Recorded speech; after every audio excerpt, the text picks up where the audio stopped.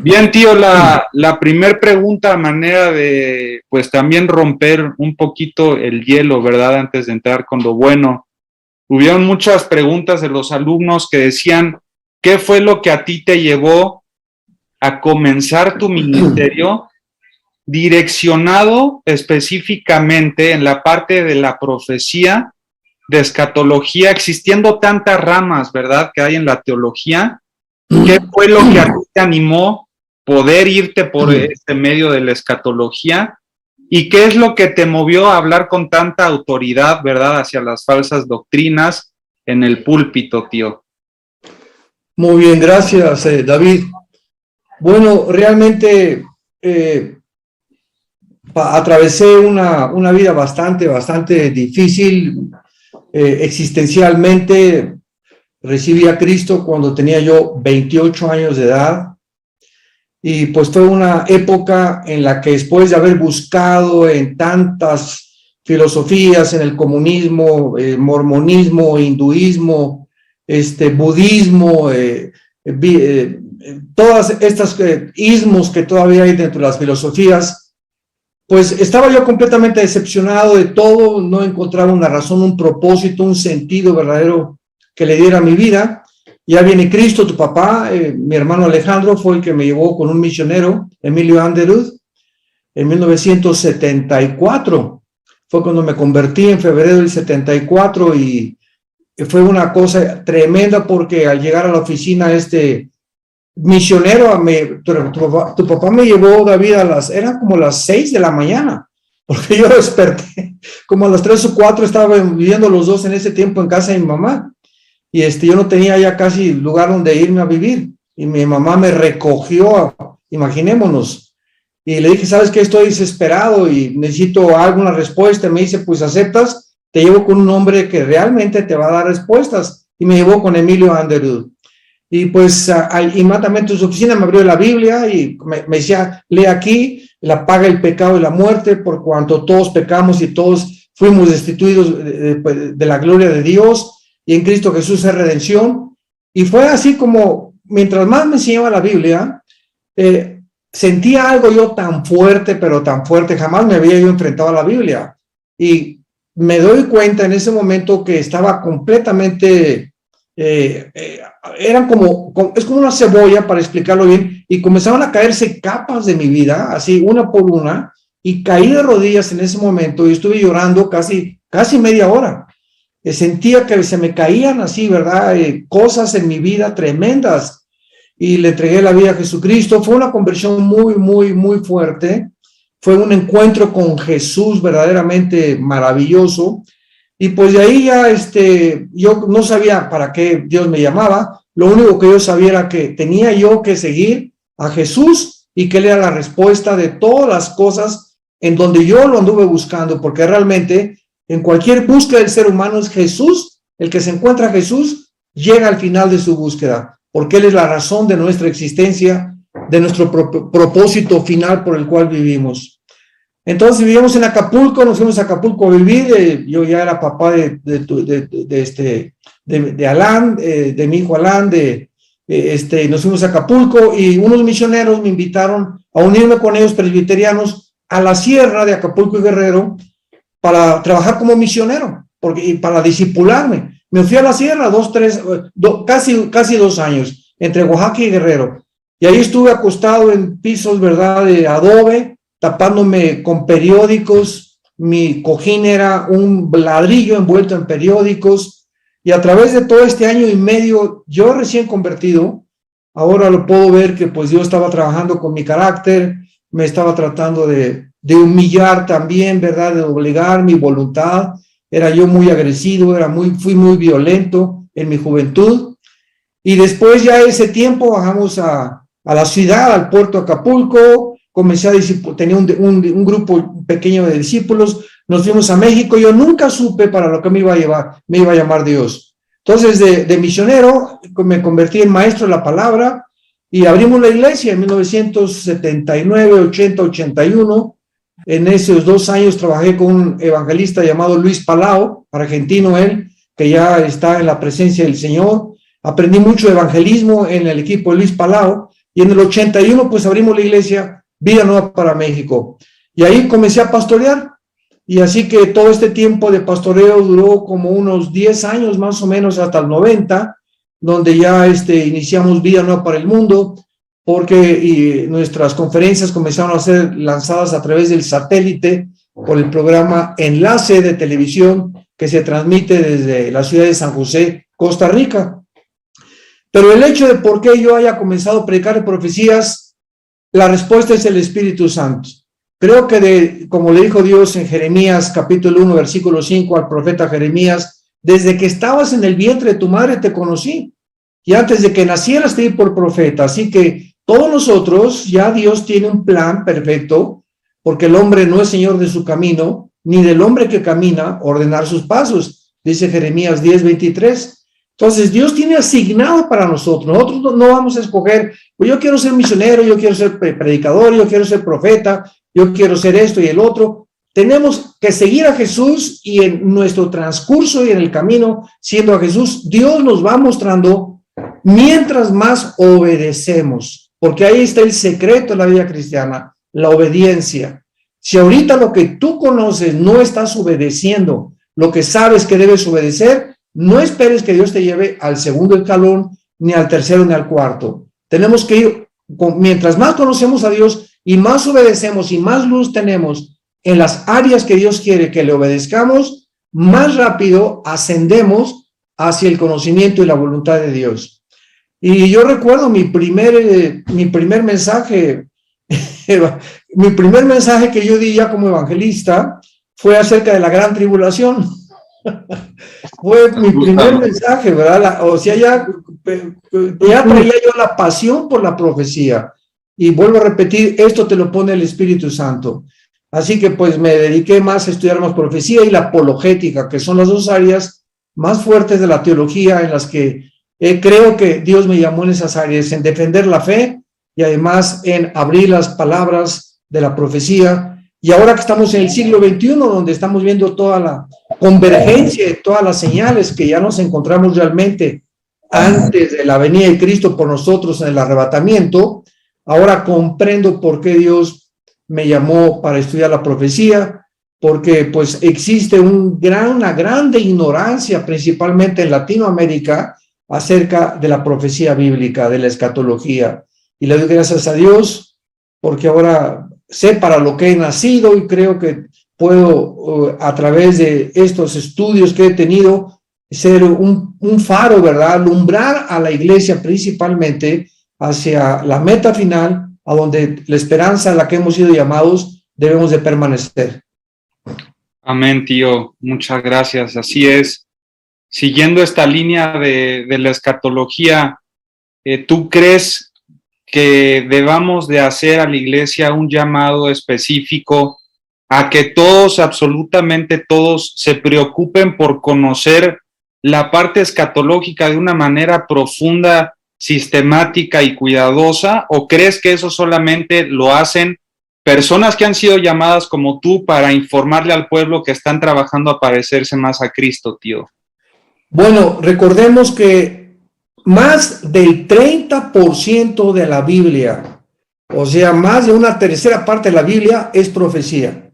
Así que, aunque no tengan muchos el llamado de dedicarse nada más a eso, es importantísimo, ¿verdad?, tener los principios elementales de todo el conocimiento de Dios. Como Pablo en el libro de los Hechos les compartió a sus discípulos, no leen Hechos capítulo 20, no les he negado, le dijo a los ancianos de Éfeso, darles todo el consejo de Dios. Así que la profecía forma parte de la vida, del estudio de todo cristiano.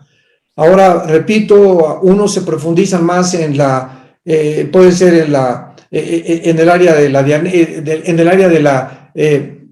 no de la profecía, sino en el área de la doctrina, en el área de la demonología, en el área de todo lo que es, y que cubre completamente el estudio de Jesucristo, el estudio de Dios, el estudio de los ángeles, y cada quien vamos sintiendo la pasión por cada área en lo que debemos estudiar. Eso nos los pone el Espíritu Santo a cada uno, y casi siempre nos concentramos en un área específica, pero concretamente, David, pues todo cristiano tiene que tener los elementos principales, ¿verdad? ¿Qué es el arrebatamiento de la iglesia? ¿Qué es la tribulación? ¿En qué época nos encontramos actualmente en el calendario profético de Dios? ¿Qué es el milenio? ¿Cuáles son las principales perspectivas de la profecía en cuanto a la pretribulacionismo, mitribulacionismo, posttribulacionismo, amilianismo?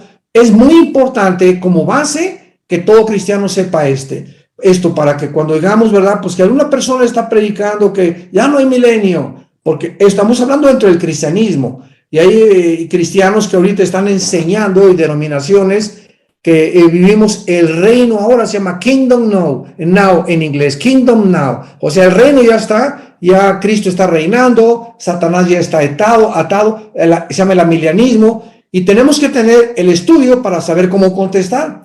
Y porque si no nos vamos con la finta, ¿verdad? Y te vas por un camino equivocado, porque estas son falsas doctrinas. La Biblia nos muestra claramente que no estamos en el reino de Dios todavía, que Satanás, Pedro lo dijo claramente, anda como león rugiente buscando a quien devorar. Pablo en Efesios nos habla que nos pongamos una armadura de Dios. ¿Para qué? Si el diablo ya está atado, ¿para qué necesitamos la armadura de Dios? En fin, ¿verdad? Entonces tenemos que estar estudiando cada uno puntos principales y básicos de la escatología para saber por lo menos qué contestar. Ok, sí, estoy totalmente de acuerdo. Sucede mucho en el ITI, tío, que muchos comentan que les da cierto temor meterse al libro del Apocalipsis, ¿verdad? Dicen, no, pues ese tipo de libros como Apocalipsis, Zacarías, los profetas mayores y menores es solamente para personas que llevan ya años en el estudio y en el ministerio, ¿verdad? Entonces, nosotros siempre le comentamos que incluso la palabra Apocalipsis, pues es revelación, ¿verdad? Dios nos quiere mostrar por medio de su palabra cuál es su voluntad para todos nosotros y su tiempo profético, ¿no? Como bien dices.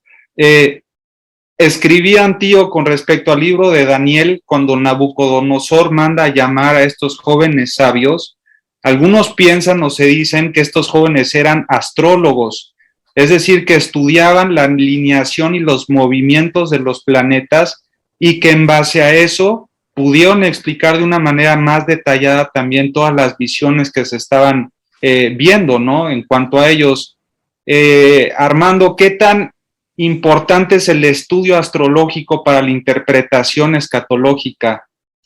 De ninguna manera, o sea, no tenemos por qué, no hay que confundir la astrología con la astronomía, son ni la gimnasia con la magnesia, como decimos de una forma vulgar, ¿verdad? Entonces, dice la Biblia en Daniel 2, versículo 2, hizo llamar el rey a magos, astrólogos, encantadores y caldeos para que le explicaran el sueño. Comenzando el libro de Daniel, se nos muestra inmediatamente que él y casi todos los reyes a través de toda la historia han tenido o brujos o astrólogos o hechiceros. ¿Por qué? Porque la curiosidad del ser humano es innata en nosotros. Dios puso esa curiosidad que buscamos y anhelamos saber qué va a pasar mañana, qué va a pasar, etcétera, etcétera. Por eso está la bola de cristal, las cartas tarot, la lectura de las manos y tantas cosas en las que el mundo está tratando de conocer el más allá.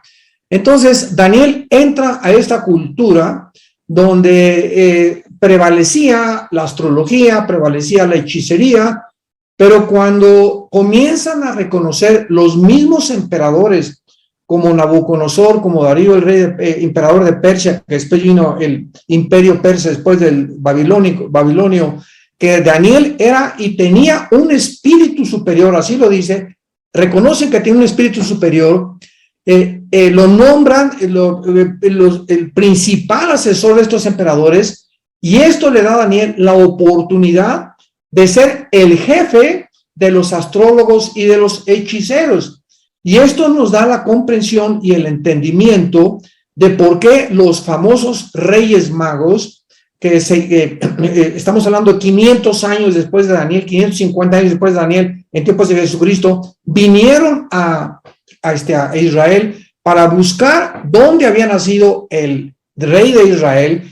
¿Quién les dijo a estos reyes que venían de Babilonia Además, no eran magos, ¿verdad? Es la palabra magía en el griego, significa hombres inteligentes o sabios o estudiantes de las profecías. Vemos que eran discípulos de los discípulos de discípulos, de los astrólogos y hechiceros que se convirtieron y que Daniel les tuvo el tiempo de compartirles las profecías de Cristo.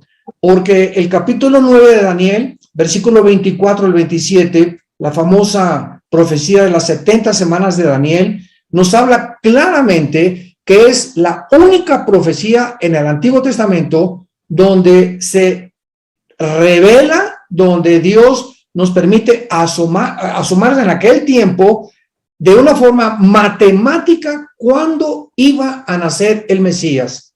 En el Nuevo Testamento ya no sabemos el día ni la hora ni cuándo va a venir Jesucristo, más que con algunas señales que tenemos por ahí, ¿verdad? Pero en el Antiguo Testamento se profetizó matemáticamente, cronológicamente, el tiempo en que la primera venida de Cristo iba a ser.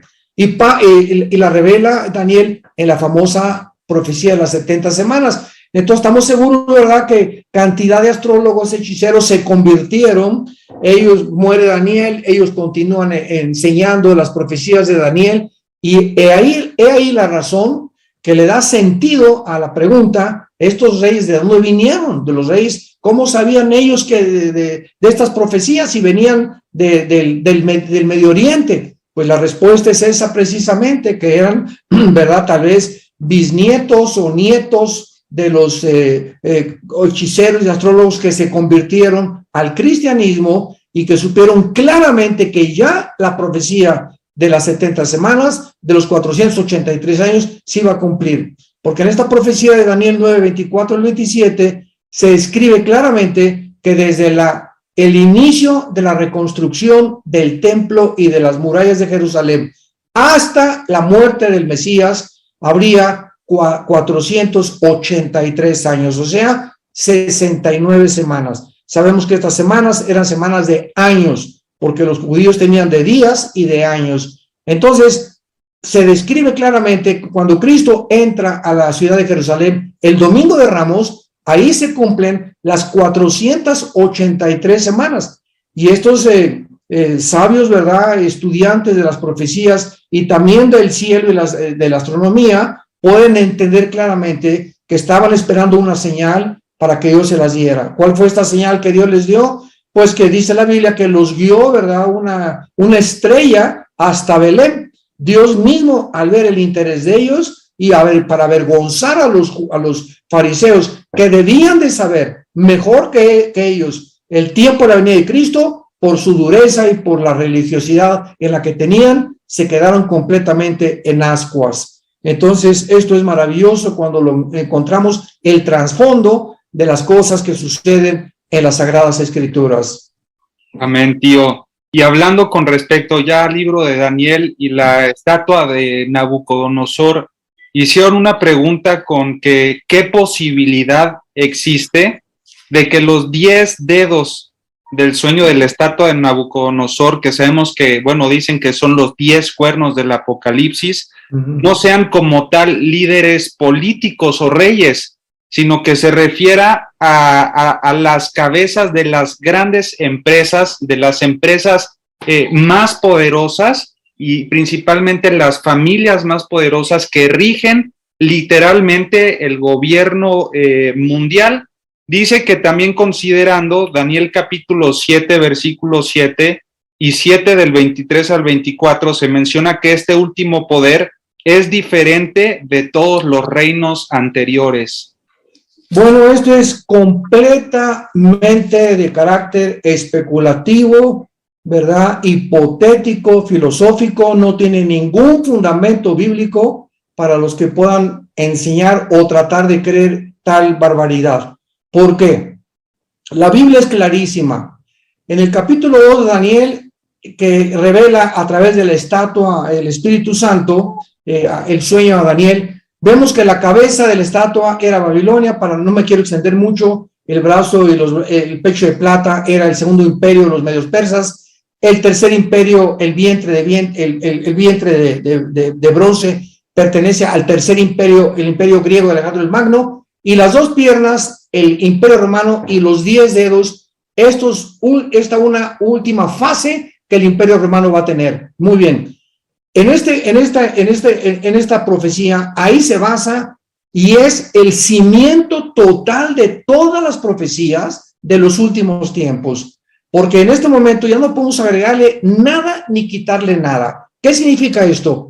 Que cuando esta estatua estaba levantada, dice también que viene una piedra, en el capítulo 2 de Daniel, y pega contra los dedos de la estatua, derribando toda la estatua, o sea, derribando el imperio babilónico, que actualmente es Irak, derribando el imperio medio persa, que actualmente los persas es Irán, derribando el imperio griego y el imperio romano, hablándonos de esta manera que cuando Cristo venga, que es la piedra que golpea los dedos de la estatua, estos imperios van a estar formando parte del gobierno del anticristo. Y lo confirma Daniel capítulo 13, versículos 2 y 3, donde dice, lo voy a leer rapidísimo, porque en el capítulo 7 que acabas de mencionar, que lo voy a explicar ahorita, vemos claramente que ahora se reflejan estos imperios como 4 bestias, y las bestias son el oso, el león y el leopardo. Y cuando vemos Apocalipsis 13, describiendo el surgimiento del anticristo, dice el versículo 2, y la bestia, o sea, el anticristo, Apocalipsis 13, 2, que vi era semejante a un leopardo, o sea, a Grecia. Grecia representa en el capítulo 7 y 8 de Daniel al imperio griego, y lo dice ahí el Espíritu Santo, que es Grecia. En segundo lugar, sus pies como de oso, o el oso es Irán, en el capítulo 7 de Daniel, y su boca como boca de león. El león representa en el capítulo 7 de Daniel a Irak. Entonces vemos nosotros que tanto Irak como Babilonia como Grecia van a formar parte del gobierno del anticristo, junto con naciones del antiguo imperio romano, que son los 10 dedos de los pies, que descienden precisamente las 2 piernas de la estatua de Nabucodonosor. Y no podemos hablar ni de empresas, ni de las Naciones Unidas. Van a ser 10 naciones que descienden literalmente, 5 del occidente y 5 del oriente, porque las 2 piernas representan la división del Imperio Romano. Y el Imperio Romano se dividió en Constantinopla, que es Estambul o Turquía, y en Alejandría, que es Roma. Entonces vemos que el oriente y el occidente se divide el Imperio Romano, y 5 naciones de Europa se van a levantar para unirse con 5 naciones del Medio Oriente. Y cuando oigamos que se juntan estas naciones en un G10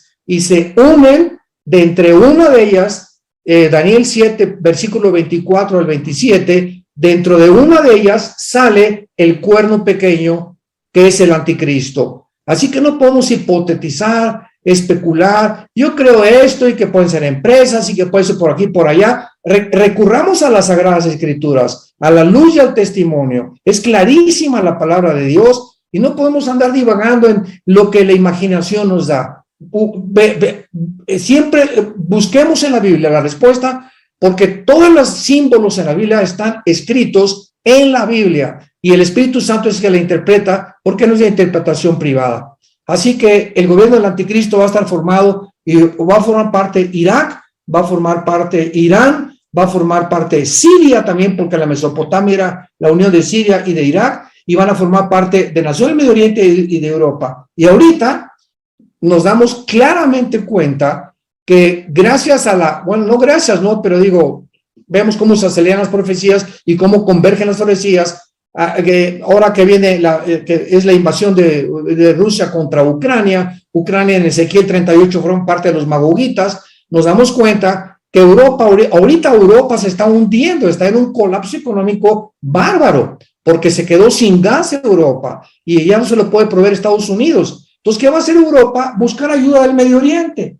Y ahorita es increíble y es paradójico, irónico también, de que Israel esté proveyéndole gas ahora, o va a comenzar a proveerle gas a Europa a través de Egipto. Así que esto va a encolerizar más a Putin, porque esto va a hacer que Putin diga, con que Israel está tratando de proveer el gas, que el 65% viene de Rusia para Europa, por lo cual ahorita Europa está completamente en la ruina por haberle hecho caso a Joe Biden. de sancionar económicamente a Rusia, que fue una equivocación gravísima. Esto nos habla de por qué la Biblia hace 2600 años nos habló de que habría 5 naciones del Medio Oriente y 5 de Europa que se iban a reunir. Europa necesita ahorita el petróleo y el gas del Medio Oriente. El Medio Oriente necesita también la inversión de la Unión Europea. Así que todas las piezas del rompecabezas se están ante nuestros ojos formando. Así que no, por favor, no hagamos especulaciones con la Biblia,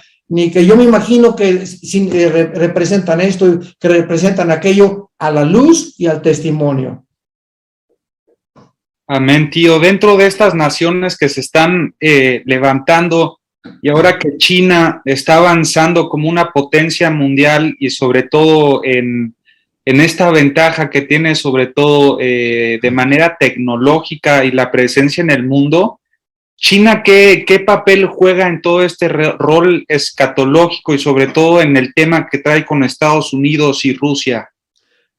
Muy buena pregunta, porque China es de las naciones clarísimamente descritas en la Biblia, que cuando Cristo regrese al final de la tribulación, nosotros ya no estamos aquí en la tribulación, pero cuando Cristo regrese, las únicas naciones que la Biblia menciona que van a sobrevivir la Tercera Guerra Mundial van a ser China, Rusia y algunas naciones del Medio Oriente y algunas naciones posiblemente de África.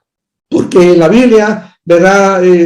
Todas las naciones que se mencionan son naciones que siempre han estado relacionadas con Israel, porque Israel es el termómetro de Dios, es el faro al cual debemos estar atentos, porque las profecías de los últimos tiempos se van a cumplir en Israel. Entonces China aparece en el Apocalipsis, por ejemplo, en el capítulo 9, en la sexta trompeta de Apocalipsis, capítulo 9 de Apocalipsis, cuando se describe que se toca esta trompeta, dice la Biblia que se tocó la trompeta y había 4 ángeles atados junto al río Éufrates. El río Éufrates, que mide aproximadamente casi 3,000 kilómetros, nace en Turquía y desemboca en el Golfo Pérsico. Y el río Éufrates, y junto con el Tigris, es la división entre el Oriente y el Occidente en el Medio Oriente. De alguna forma, ¿verdad? Se divide el Asia Central y el Medio Oriente mediante el río Éufrates. Y cuando dice que se secó el río Éufrates, a continuación del versículo 16 dice, y el número de los ejércitos era 200 millones. Hermanos que nos están escuchando, qué maravillosa es la Biblia. Esto es asombroso. ¿Cómo pudo el apóstol Juan? Preguntémonos. Hace 2000 años, cuando la máxima población que el globo terráqueo tenía hace 2000 años, era 1 millón de personas. ¿Cómo pudo un hombre escribir hace 2000 años que habría un ejército, ya no una población total de la tierra, un ejército de 200 millones? Y la única nación, lo sabemos, que contiene o tiene este ejército es la China. Así que claramente nos muestra, ¿verdad?, que este ejército de 200 millones va a ser usado por la China, aunado con Rusia, porque Rusia tiene todo el poder nuclear del mundo. Las armas nucleares que tiene Rusia no las tiene Estados Unidos, no las tiene China, no las tiene Norcorea, mucho menos Irán todavía, ni Europa, ni Israel tampoco. Rusia heredó de la antigua Unión Soviética un armamento nuclear impresionante. Y esta es la razón por la cual hay un matrimonio tóxico, así le podríamos llamar, un matrimonio tóxico entre Rusia y China, porque China necesita el poder nuclear de Rusia y Rusia necesita los 200 millones de soldados. Así que se unen por conveniencia, estos intereses van a ser deshechos, este matrimonio se va a divorciar, en la guerra del Armagedón se van a separar y van a venir cada quien por su lado en contra de Israel al valle del Megido o al valle de Josafat. Y esta es la razón por la cual aparece la China. Y finalmente en el capítulo 16 de Apocalipsis vuelve a aparecer otra vez la China en el sexto ángel, Apocalipsis 16, en la guerra del Armagedón. Dice Apocalipsis 16, versículo 12. El sexto ángel derramó su copa sobre el gran río Éufrates. Otra vez se vuelve a mencionar el río Éufrates, que es la zona geográfica del Medio Oriente, para que tengamos alguna idea de la importancia que tiene la Biblia esta zona geográfica del Medio Oriente. Y el agua se secó del Éufrates para que estuviera preparado el camino a los reyes del Oriente, que van a ser China, Corea del Norte, tal vez Japón, Filipinas, Singapur y toda esta zona que se encuentra precisamente en el Asia Oriental. Así que la China va a figurar, Estados Unidos no le va a ganar a la China bíblicamente, la China va a dominar a Estados Unidos, va a surgir como la nación más poderosa económicamente antes de la venida de Jesucristo. Y hablando, bueno, ¿están aprendiendo algo, hermanos? A ver, levanten la mano, porque veo que a algunos ya les está saliendo humo de la cabeza, ¿verdad? Pero qué bueno, gracias a Dios por esto, toda la información que estamos recibiendo. Y hablando precisamente, Armando, de la parte de las naciones, aquí ponen una pregunta interesante, dicen, con todo el efecto del COVID, en donde gran parte de la población murió, ¿verdad? Y sobre todo, pues, bajaron los números, los censos. Mientras los países ya no apoyan el que las familias sean numerosas, sino que ahora tienen 1 o 2 hijos máximo, dicen que mientras sucede esto, los musulmanes se están reproduciendo por todo el mundo y se están extendiendo no solamente en el continente asiático, en Mesopotamia, sino también Europa, Latinoamérica, a tal grado en donde los musulmanes van a estar presentes en todo el mundo, ¿verdad? Y ponía este alumno, me dio risa porque decía, los cristianos no deberíamos de hacer como el equilibrio también teniendo muchos hijos, o decía, me da miedo, ¿no? Que los musulmanes se reproduzcan tanto. ¿Qué pasa con esto, tío? Bueno, antes de contestar, nada más les recuerdo algo. Querétaro no aparece en la Biblia. Querétaro no aparece en las Sagradas Escrituras. Ni Querétaro, ni todo el continente americano, desde Alaska hasta la Patagonia, todo el continente americano, no aparece en la Biblia. O sea, Estados Unidos está próximo a desaparecer o a descender a un segundo o tercer nivel de supremacía política, económica y militar. Porque Estados Unidos, que es la nación más importante desde la Segunda Guerra Mundial, no aparece en las Escrituras. Por lo cual, o China va a bombardear y va a haber un caos nuclear en Estados Unidos, o económicamente se va a hundir, o cuando venga el rapto, ¿verdad?, que es la nación que más cristianos tiene, va a haber un caos tremendo que va a hundir a la nación, peor todavía en su economía como se encuentra actualmente. Entonces, esto es muy importante porque tenemos que considerar que realmente cuando venga Jesucristo, una tercera parte de la humanidad va a sobrevivir. Somos actualmente 8,000 millones de personas aproximadamente, ya casi llegamos a los 8,000 millones de seres humanos en el globo terráqueo. Así que si estamos hablando de una tercera parte, imaginémonos nada más los millones de personas solamente en el cuarto sello, Apocalipsis capítulo 6, en el cuarto sello van a morir una cuarta parte de la humanidad. Estamos hablando de 2,000 millones de personas. Y luego encontramos en Apocalipsis capítulo 9 que acabamos de leer, que viene otra tercera parte en la séptima trompeta, que muere una tercera parte más. Así que esto es increíble, porque hablando y concretamente de lo que acabas de exponer, David, Europa, que aparece en la Biblia como van a haber naciones que son con el anticristo. Europa actualmente es una nación, se está hundiendo económicamente, está en un colapso económico ya ahorita, en el septiembre del año 2022, pero Europa es un continente viejo, o sea, en Europa ya no quieren tener hijos, y como ha habido una migración impresionante de Irak y de Siria y del Medio Oriente a Europa, encontramos que por cada europeo que nacen 6 o 7 musulmanes. O sea, se calcula que demográficamente en 5 o 6 años Europa es un continente musulmán. Esto es muy importante porque las naciones que se van a unir con Rusia van a ser musulmanas para tratar de invadir Israel.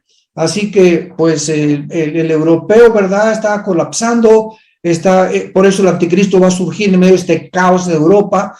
Ahorita es un caldo de cultivo idóneo para que aparezca el anticristo en Europa. Y hablando del anticristo, Armando, preguntan si va a ser una persona ya predestinada para hacer ese papel, va a ser un simple ser humano con una nacionalidad musulmana en donde el espíritu del ángel caído lo va a tomar a cierta edad.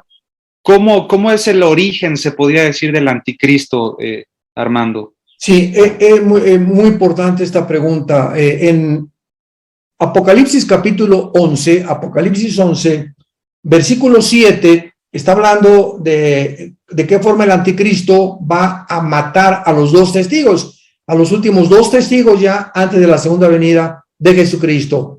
Pero se nos revela algo muy importante en Apocalipsis 11, versículo 7. Cuando hayan acabado su testimonio, la bestia que sube del abismo hará guerra contra ellos, o sea, ellos son los 2 testigos, y los matará, y los vencerá, y los matará. Vemos nosotros que el anticristo se proyecta en las escrituras, sobre todo en el libro del Apocalipsis, como una doble entidad. Tiene que ser humano, pero al mismo tiempo va a ser poseído por un principado satánico. Y esto lo comprobamos de una forma clarísima en Apocalipsis capítulo 17. Acompáñenme a Apocalipsis 17, versículo 8. Y vean qué clara es la Biblia en cuanto al origen del anticristo. La bestia que has visto, a ver, pongan mucha atención. La bestia que has visto era, o sea, esto fue escrito hace 2000 años. O sea, hace 2000 años, cuando Juan escribió el Apocalipsis, la bestia, o sea, el espíritu que va a poseer el anticristo, ya había existido antes del Imperio Romano. Y antes del Imperio Romano estuvo Babilonia, los medos persas, los griegos y el Imperio Romano. Pero ya esta bestia ha sido encarcelada en el abismo, ¿verdad?, donde se encuentra actualmente, pero era. Y no es en tiempos de Juan, esta bestia no había surgido del abismo y está para subir del abismo e ir a perdición. Vemos entonces claramente que el anticristo va a ser una persona poseída por un principado satánico. Por eso se llama la bestia al anticristo, porque va a ser un animal depredador, sanguinario, cruel, completamente voraz por tratar de, ambicioso, avaricioso, segurísimo que va a ser homosexual de acuerdo a Daniel 11, 35 al 38. Entonces va a ser un animal por dentro verdaderamente deshumanizado, sin ninguna empatía por nada, ni un sentimiento ni emociones, pero al mismo tiempo un hombre, porque tiene que ser un hombre de acuerdo a Génesis 3:15, que es la primera profecía en la Biblia de un Salvador Jesús y de la semilla de Satanás. ¿Recuerdan Génesis 3:15? Que se le da la profecía y dice, de la semilla de la mujer vendrá el que te herirá en la cabeza, o sea, el que va a herir a Satanás en la persona del anticristo, y la semilla de Satanás herirá en el talón o hará tropezar a la semilla de la mujer.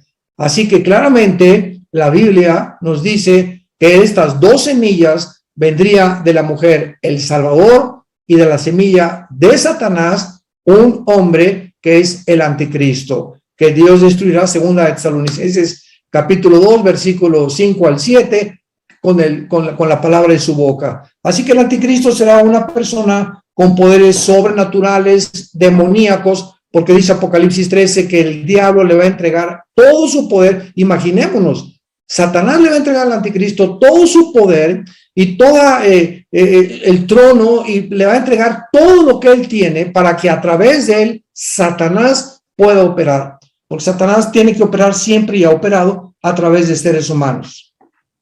Tío, con referencia a esta profecía que se da en Génesis capítulo 3, que qué bueno que lo tocaste, que la semilla habla acerca de un esperma, y cuando se habla de este esperma o semilla se está hablando de dos líneas, entonces, o genealogías o descendencias, ¿no?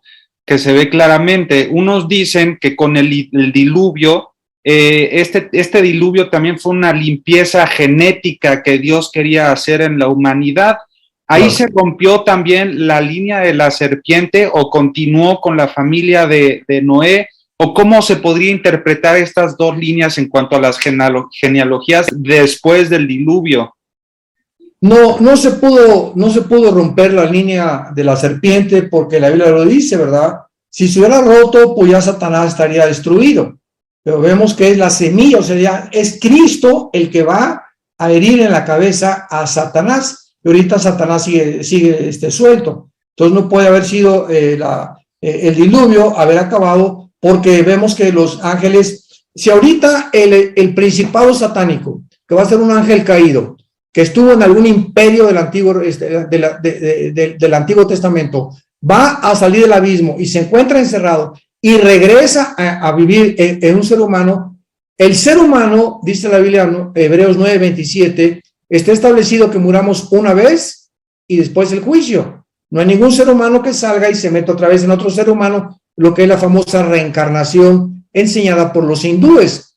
Entonces, los ángeles sí tienen esta característica, pueden supuestamente, ¿verdad?, morir o desaparecer en los imperios y en el abismo, pero no mueren porque son eternos. Los ángeles, igual que nosotros, somos eternos, tanto los malos como los buenos, pero los buenos tenemos la eternidad junto a Dios y los malos serán condenados eternamente en el lago de fuego, pero por la eternidad. Así que todos los espíritus somos eternos, ya sea de los ángeles malos o de los seres humanos. Entonces, el anticristo, ¿verdad?, tiene forzosamente que nacer de una mujer, forzosamente, posiblemente no sea alguna prostituta que vaya a Satanás a embarazar, pero tiene que provenir humanamente para que pueda, a través de esa semilla, realmente el diablo cumplir esa profecía y al mismo tiempo ser poseído. Tal vez recordamos que a Cristo el Espíritu Santo vino sobre él a los 30 años, cuando se abrieron los cielos y dijo Cristo en el río Jordán, dijo el Espíritu Santo, este es mi hijo en el que tengo mi complacencia, y ahí comienza el Espíritu Santo el ministerio de Jesucristo, aunque él era Dios, ¿verdad?, pero el Espíritu Santo lo empodera para ese ministerio. Igual que nosotros, hasta Pentecostés vino el Espíritu Santo, y no era hasta Pentecostés que los apóstoles no podían tener el poder de Dios, aunque ya eran salvos. Entonces, de esta misma manera va a actuar el Espíritu Santo con el anticristo. Ok, entonces podrías decir, tío, que el diluvio no fue una limpieza genética. Sí la fue completamente. Estaba el mundo invadido por espíritus demoníacos, ¿verdad? Vemos que en Génesis 6 se produce una mezcla entre los ángeles caídos y las mujeres, y las personas que digan, oiga, pero es que esto no es posible. Bueno, ahorita sí ya lo podemos ver que es posible con los descubrimientos de la genética del siglo XX y XXI. En 1954 se descubrió el ADN por el doctor Crick y el doctor Watson, y ahorita estamos en un mundo donde ya la ciencia ha enloquecido, tratando lo que se llama el transhumanismo y tratando de mejorar la raza humana.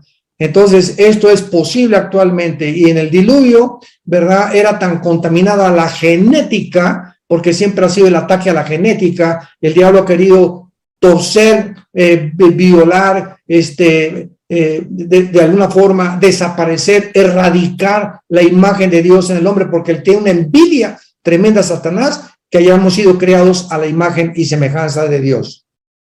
Claro, sí, totalmente, tío. Y hablando de esta parte también de las intervenciones que decías de los ángeles caídos poseyendo cuerpos humanos o teniendo intervención con la humanidad, surge mucho esta pregunta ya en la vida práctica de la iglesia, ¿verdad? en donde los padres ven que sus hijos ven manifestaciones, dicen que en sus casas se escuchan ruidos o voces, están preocupados porque dicen, yo creo que soy cristiano y la otra vez oraron por mí, me manifesté bien gacho, ¿no? Entonces, un creyente, tío, puede ser poseído por un demonio. Y la segunda pregunta que hacen es, si veo una manifestación en mi casa, ¿qué tengo que hacer yo en ese momento como cristiano? Le llamo al pastor, pero tal vez se tarda media hora en llegar. ¿Qué acciones debo de tomar en esos momentos? Bueno, es importante no usar la palabra poseído, sino demonizado, daimonizai en el griego, porque el cristiano no puede ser poseído en el aspecto de que somos posesión de Satanás, porque somos posesión de Dios, ya somos posesión de Cristo, le pertenecemos a Dios. Pero el cristiano puede ser influido por demonios, y los demonios pueden entrar a la mente de un cristiano, al cuerpo de un cristiano, pueden inclusive, ¿verdad?, producir locura, esquizofrenia, psicopatías, sociopatías, etcétera, etcétera, que la psicología común y corriente considera como problemas psicológicos, que son realmente de origen demoníaco. Entonces el cristiano puede ser influido. Jesucristo dijo, separados de mí, nada podéis hacer. Y dice la Biblia que por eso viene la ira de Dios sobre los hijos de desobediencia. Entonces el cristiano puede ser influido, pueden demonios entrar al cristiano. Y acordémonos del endemoniado gadareno, que aunque no era cristiano, el endemoniado gadareno nos manifiesta el poder tan grande de los demonios. El endemoniado gadareno tenía 5,000 demonios, 6,000, que es el número de una legión romana. Era una legión, consistía en Roma de 6,000 soldados. Tenía 6,000 demonios el gadareno. ¿Y qué hicieron los demonios? Estaban en sus cuerdas vocales. Pueden entrar a afectar sus cuerdas vocales. Estaban en sus ojos. Pueden entrar a los nervios ópticos.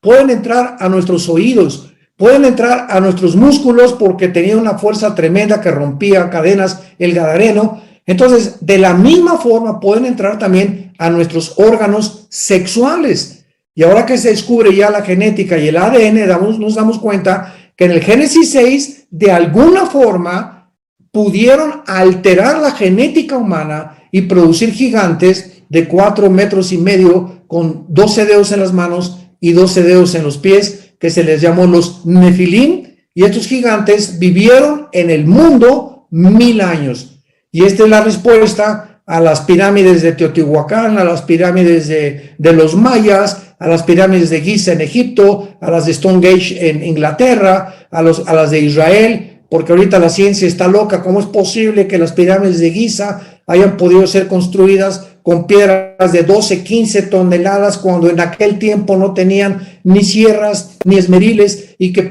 no puedes meter ni siquiera una hoja entre piedra y piedra de lo perfectamente bien que fueron cortadas? La impermeabilización de las pirámides, ¿cómo es posible que hayan sobrevivido más de 4,000, 4,500 años? La Biblia nos da la respuesta. Los gigantes habitaron en este mundo y dejaron su huella en todas estas supuestos construcciones arqueológicas que la ciencia está completamente loca para poder interpretarla.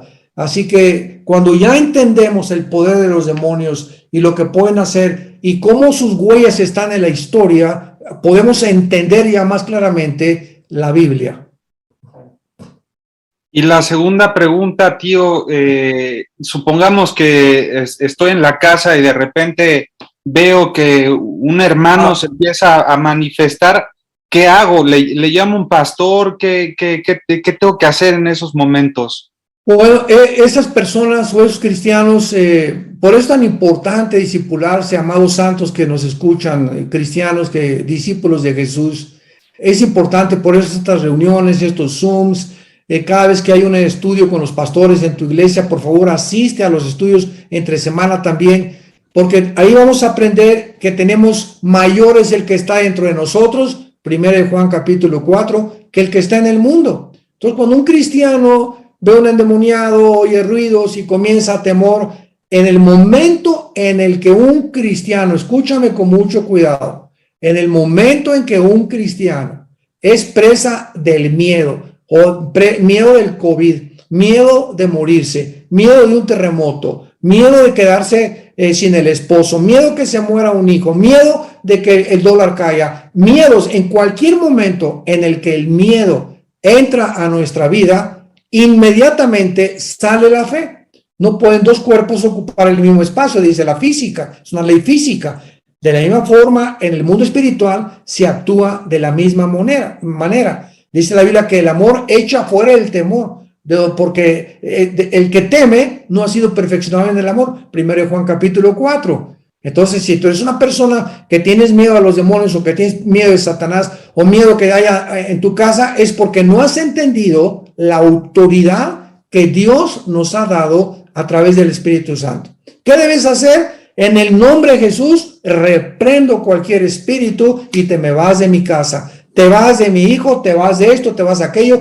Tenemos que enfrentar con valor, porque si no hay ese valor, dice la Biblia que Dios no nos dio un espíritu de miedo, nos dio un espíritu de poder, 1 Timoteo capítulo 1, sino de poder, de dominio propio. Entonces ya tenemos que entender el valor, la autoridad que no tenemos, que es del Espíritu Santo, pero que a través de nosotros actúa. Entonces tenemos que tomar cartas en el asunto y ya dejar de ser cristianos de segunda y tercera categoría. Ay, pues le habla al pastor. Ay, hermano, pues sí. Ay, por favor, ayúdeme. Hoy, por el amor de Dios, doña Chole, ¿cómo que ayúdeme? ¿Y qué cree que soy Dios? Así llega mucha gente, ¿no? Yo he tenido que regañar a muchas viejitas que llegan. Ay, pastor, pues, antes de que...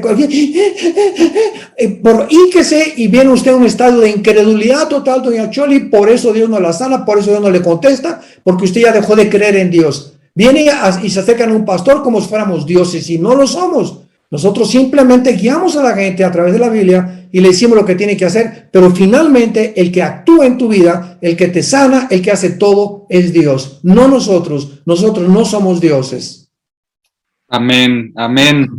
Sí, qué bueno que lo mencionas porque nos ha pasado que hasta se reciben llamadas, ¿no? Ay, pastor, ¿le podrá evangelizar a mi mamita, verdad? Que está en el Eso es el colmo, eso es el colmo.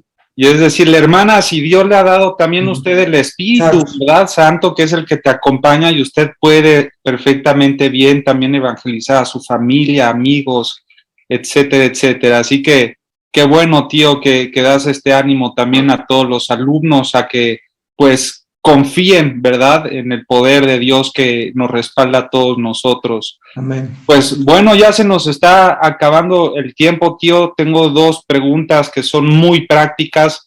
Por respeto a tu tiempo, vamos a terminar a las 9, ¿verdad? Pero la primera es, ¿cómo es la rutina del doctor Armando Alducin? Es algo muy, muy práctico, ¿verdad?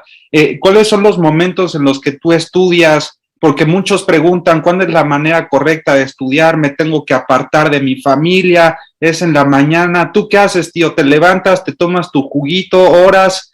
¿Cuál es tu rutina para el estudio? Muy bien. Bueno, hay dos palabras clave. Y estas palabras se aplican a un predicador, a un cristiano, a un deportista, a un cantante, a un político, a un empresario, un abogado, un médico, en cualquiera de la vida. Estas dos palabras son disciplina y organización. Una persona que no tiene disciplina en sus hábitos de comer, de dormir, en todas las áreas de su vida, no va a alcanzar la meta y mucho menos no vas a poder nunca organizar tu vida. Hay personas que se levantan y señoras o también señores con su cafecito en la mañana y ¡ay, se me olvidó a las 10 de la mañana! Y me voy corriendo porque no están organizadas en sus horarios. Y tenemos que tener la disciplina de saber que me voy a levantar a tal hora y lo voy a hacer. Me voy a levantar a las 6 y voy a tener mi devoción con Dios de 6 a 6:30. De 6:30 a 7 voy a ir a salir a darle 50 vueltas ahí a la cuadra, me voy a ir a hacer un poco de ejercicio, me desayuno hasta las 7:30, voy a estudiar de tal a tal hora, etcétera, etcétera. Si no organizamos nuestro tiempo, viene la ansiedad, vienen las cargas y viene el estrés y todo. ¿Por qué? Porque estamos desorganizados. Dios es un Dios de orden y si no tenemos este orden en nuestras vidas, no vamos a poder lograr absolutamente nada. Yo tengo una vida que es lo que me ha ayudado durante muchos años. no quiero ni gloriarme ni mucho menos, pero ya que mi sobrino me lo pregunta, ¿verdad? Yo me levanto a las 6, de 6 a 7 tengo mi devocional con Dios, oro, leo, memorizo, diario, estoy memorizando 3, 4, 5, 6, o tal vez salmos, etcétera, etcétera. A las 7 me voy a correr. Tengo 40 años corriendo todos los días ininterrumpidamente. Camino y corro, pero tengo una hora dedicada, disciplinada al ejercicio. Ya regreso a la casa, mi esposa ya desayunamos a las 8:30, 9 de la mañana, y toda la mañana me la paso estudiando, ¿verdad? La palabra y tantos libros, soy un adicto a la lectura y toda la mañana leo y estudio, etcétera, etcétera. Pero este es realmente, David, más o menos parte de mi disciplina y muy importante los hábitos también para la comida. Ahorita que vino el COVID, ¿a quién le pegó? La mayor parte de los diabéticos, de los gordos, ya no tienen, ¿verdad? Tienen un púlpito integrado ya en la panza, ¿verdad? Parecen Santa Claus. Es una vergüenza cuando vemos cristianos gordos, porque, Señor, sáname, ¿verdad? Pues, ¿cómo te va a sanar el Señor? Si el Señor no es la lámpara de Aladino que sale y a la hora que tú quieras, ¿verdad? Tenemos la responsabilidad de comer bien, desayunar bien, 2 litros de agua mínimo diarios, que sea, si es alcalina, mucho mejor. No comer grasas, lo mínimo, de acuerdo a tu edad también, ya pasando el 4º, 5º piso de la vida, 40, 50 años, el 6º piso, 60 años, tenemos que cuidarnos con 3 veces más, porque ya el cuerpo no responde igual. Entonces, todo esto forma parte de una rutina, de una vida en la que Dios te respeta, Dios te ayuda, Dios nos ayuda a conservarnos, pero tenemos nosotros que entender cuáles son nuestras responsabilidades. Y si no hay organización y no hay disciplina y no hay buenos hábitos alimenticios, no esperes después cuando te enfermes pedirle ayuda a Dios, porque Él no es el genio de la lámpara Aladino para que cuando estés enfermo, ay, Señor, sáneme de este espíritu de retortijón y sáneme de por aquí y por allá. Y ve nomás cómo comes, ¿verdad? A las 10 de la mañana cenas pizza. Entonces, ¿cómo quieres que Dios te sane? Por el amor de Dios. Ay, hijos. Gracias, tío, gracias por qué importantes son estos principios que tú mencionas. Y ya por último, para cerrar orando, queremos preguntarte qué petición o qué peticiones de oración nos pudieras dar a nosotros. Estamos convencidos que es una herramienta poderosa, ¿verdad?, que Dios nos ha dado a todos sus hijos, y como creyentes y sobre todo como alumnos del Instituto Teológico nos queremos comprometer a estar orando por tu vida, tío, por Gracias. Tu ministerio. El hombre exterior pues se va desgastando, pero el interior se renueva, y ahí juega también importantísimo un papel la oración. ¿Qué petición nos quieres dejar, tío, y todos los alumnos con su libreta y la pluma en mano para anotarla? ¿Por qué podríamos estar orando por ti en estos días? Bueno, les agradezco muchísimo esto, David, y necesitamos mucho la oración, como tú lo acabas de decir, sobre todo nosotros que estamos al frente de la línea de batalla como líderes espirituales. Pues, es lógico, ¿verdad?, que tengamos muchos más ataques que cualquier otro cristiano. Cuando estás al frente de la batalla, tenemos que esperar esto, ¿verdad? Y la oración, el mismo apóstol Pablo le pedía a la iglesia, diferentes iglesias, por favor, oren por mí, porque él sabía que la oración de los santos, como ustedes, nos ayudan a nosotros. Y dice la Biblia a los cristianos que oren por sus pastores. Entonces les pido que oren por mi persona, por mi salud principalmente, por mi esposa, nuestro matrimonio, nuestros hijos, etcétera, etcétera, en nuestro ministerio, para que podamos presentarnos irreprensibles y sin mancha finalmente en la venida de nuestro Señor Jesucristo. Amén, tío. Pues muchas gracias por abrirnos tu corazón. Nos comprometemos todos nosotros a estar orando por estas peticiones. Y bueno, vamos a cerrar orando por ti, tío. Dios, te damos gracias por este tiempo. Gracias, Señor, porque sin duda eres tú el que nos da la gracia, la misericordia. Nos sigues dando la oportunidad de servirte. Dios, te queremos agradecer por la vida del doctor Armando Alducin. Gracias, Señor, porque tú lo has levantado en esta generación para presentar las verdades bíblicas. Y Señor, oramos por estas peticiones que él nos comparte, por su vida, Señor, por su salud, para que tú lo sigas fortaleciendo día con día. Padre, oramos por su matrimonio, por mi tía Marta. Señor, gracias porque tú le has dado esta ayuda idónea que ha estado al lado de él. Oramos también por su ministerio, por Tamar, Señor. Oramos por Caleb, por Natalia, por Salem, mis primos, Alan, Alducin. Dios, por toda esta hermosa familia que tú has levantado, sabiendo y confiando en que así como tú comenzaste la buena obra, la culminarás hasta el día de Jesucristo, Dios. Gracias porque tú eres bueno, Padre, y confiamos en esta esperanza eterna para cada uno de nosotros. En el nombre de Cristo Jesús oramos. Amén y amén. Amén, amén. Muchas gracias, que Dios te bendiga. Nos despedimos ahora sí, alumnos. Desconecten sus micrófonos y despídanse todos. Gracias, buenas noches. Gracias, buenas noches. Hay otra sesión de preguntas y respuestas. Dios les bendiga.